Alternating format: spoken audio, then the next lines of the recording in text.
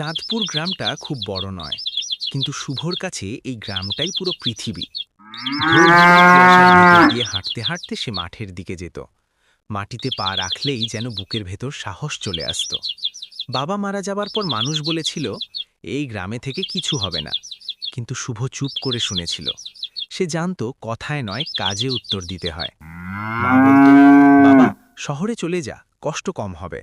শুভ শুধু হেসে বলতো, মা, এই মাটিতে কষ্ট আছে, কিন্তু ভরসাও আছে। দিনে সে জমিতে কাজ করত, রাতে কুপির আলোয় খাতা খুলে বসত। বড় অফিসের স্বপ্ন না, তার স্বপ্ন ছিল নিজের জমিতে দাঁড়িয়ে নিজের সিদ্ধান্ত নেওয়া। বর্ষাকালে পুকুর উপচে পড়ত। শুভ বটগাছটার নিচে বসে বৃষ্টি দেখত। কখনো চোখ ভিজে যেত, কিন্তু কাউকে দেখাতো না। গ্রামের ছেলেরা যখন শহরের চাকরির গল্প করত, শুভ তখন চুপচাপ মাটির দিকে তাকিয়ে থাকত। এক বছর সব ধান নষ্ট হয়ে গেল, ঋণ চাপল। গ্রামের মানুষ ফিসফিস করে বলল, শুভর দ্বারা কিছু হবে না। সেদিন রাতে শুভ পুকুর পাড়ে দাঁড়িয়ে নিজের সাথে কথা বলেছিল, ভেঙে পড়লে এই গ্রামটা আমাকে আর চিনবে না। পরের বছর সে নতুন করে শুরু করল।